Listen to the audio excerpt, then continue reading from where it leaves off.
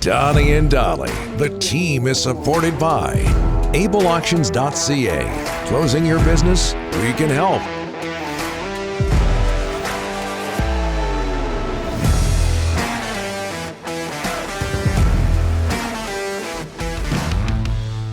As we've mentioned, all of our guests today are sponsored by Basant Motors. Our inbox, sponsored by Delaney's OK Tire in Langley. We're getting a lot of this. Hey, Don, you know that your show goes province-wide. How about mentioning the other places that Connor Bedard is going to be visiting? You've got the list there? No, I don't. Okay. In Victoria, in Vancouver, we mentioned that, November 25th. We tend to get blinders here in Vancouver, and we apologize for that. In Victoria, the next day, November 26th, we understand that ticket sales are going very well in Victoria. We're talking about the Regina Pats against the Royals. In Kelowna on the 29th, in Kamloops on the 30th, and in Prince George on December 2nd, a Friday.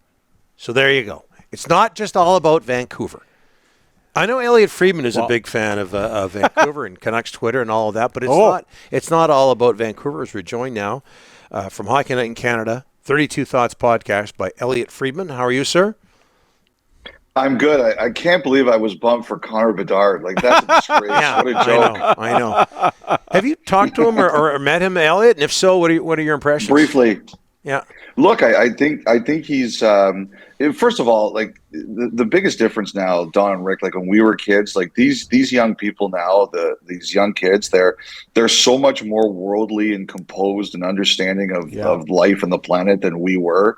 And that's obviously the internet and social media, and there's bad that comes with it and there's good that comes with it. And some of the good is that I think people have the opportunity to be more polished now. And he certainly is one of those people. You know, the thing I really like about him, and I didn't get this from meeting him, but just seeing him, when, for example, on the team's TikTok, Regina's TikTok, when they were like, who's going to win the cup? And he's like, the Canucks. Like, like not a lot of young kids would pick a team because they don't want to be seen as, a fan of a team when they're going to be number one. But this kid seems to have a great personality. I like it. Yeah, he's been on our show 2 or 3 times. He keeps getting better every time with the interviews. Not that that's the be-all and end-all, but it's important to us. All right, Devils in Vancouver Tuesday. What do you like about Lindy Ruff, who a lot of people had fired after 2 games? But what do you like about Lindy Ruff and the 6-3 Devils? They won 6 of 7. They're fast. They're outscoring everybody 2-1. What do you like about that team, Elliotte? Well, the thing I like about them is that, number one, they're outshooting almost everybody. In almost all of their games, they've carried the play. And someone sent me a number, and you know what? I'm just going to double-check it right now to make sure I have it 100% accurately.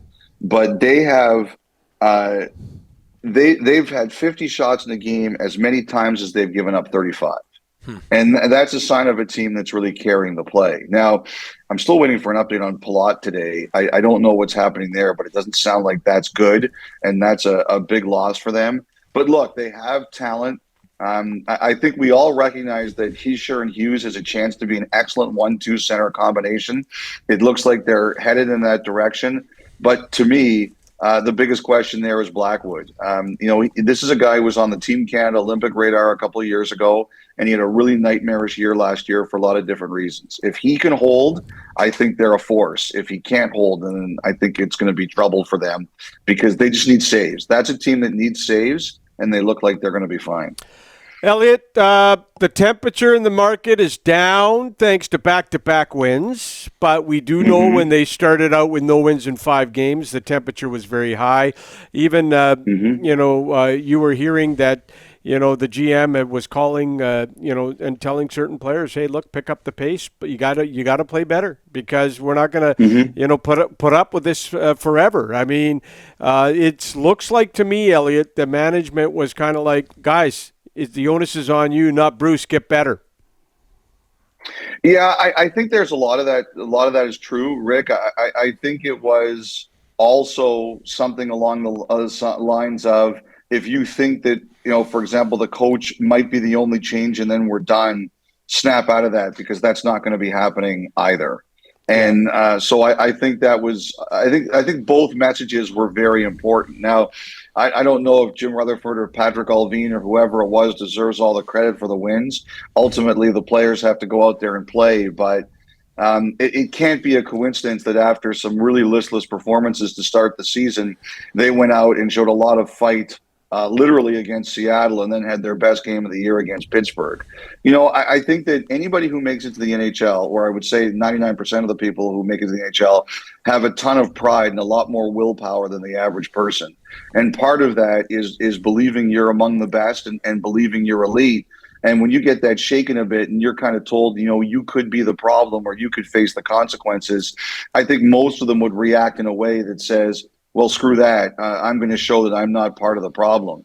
And they certainly did. I thought they were really good. Obviously, the Pittsburgh game, like I said, I couldn't believe how good they looked that night. But now you got to build on it, Rick. Like that's, everybody's excited. You're right. Everybody's breathing a little bit easier now, and they've had a few days off. And those days off are much easier to enjoy when you've come off back-to-back wins. But you've got to keep going. Like, the Canucks don't have a big runway here. They've dug themselves a hole.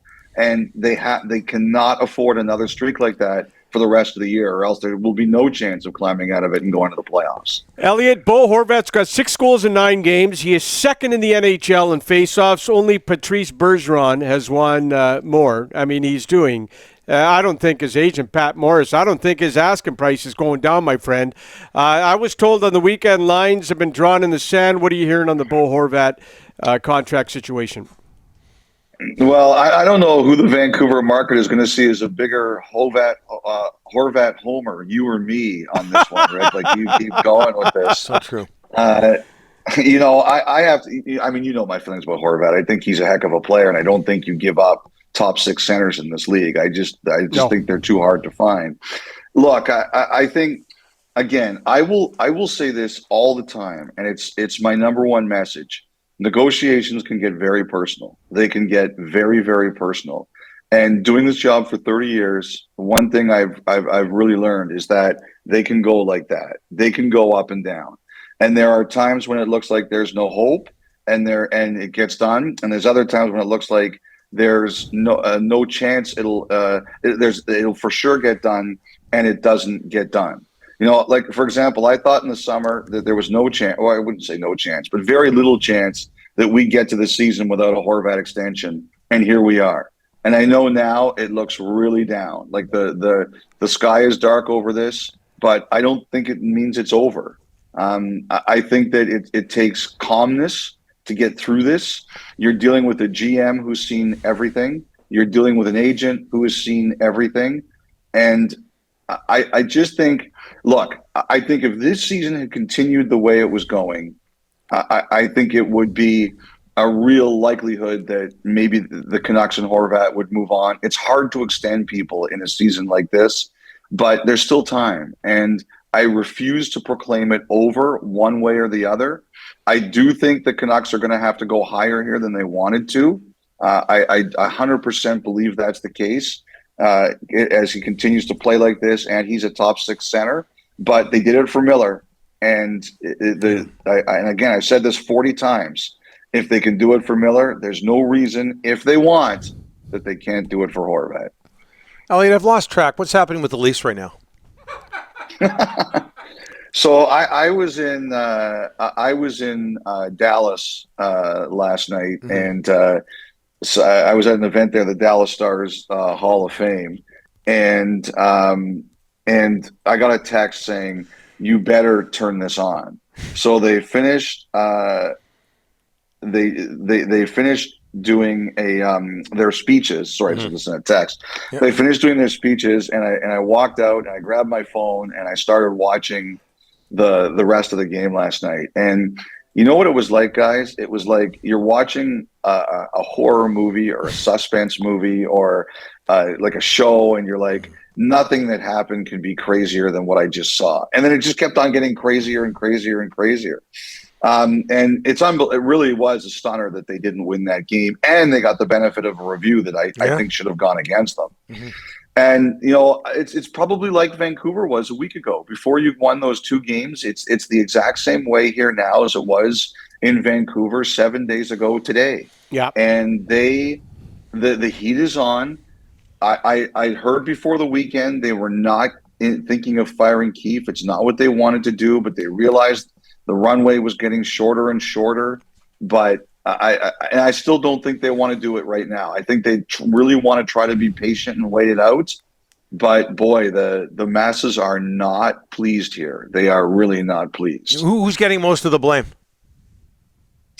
Boy, there's a lot. They're throwing it around a lot of places. You know, Keefe, Dubas, Shanahan, and if there's a player who's getting it, the heat's probably on Marner more than anybody else. Yeah, wow. Yeah, 2 giveaways late yesterday.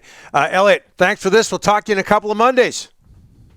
All right, guys. Have a great couple of weeks. Okay. Speak to you later. All right. Thanks, Elliotte. I don't know why I waved back at him. I waved. He waved. He's a good guy, that guy. What's this with Alvin calling players or agents? What? Well, what we had heard was that there was a lot last 2 weeks, Donnie. I got to be honest. There's been a lot of agents calling the Canucks. A lot of Canucks are calling the agents, and there's a lot of back and forth. And it had a lot to do with the 0-5 start.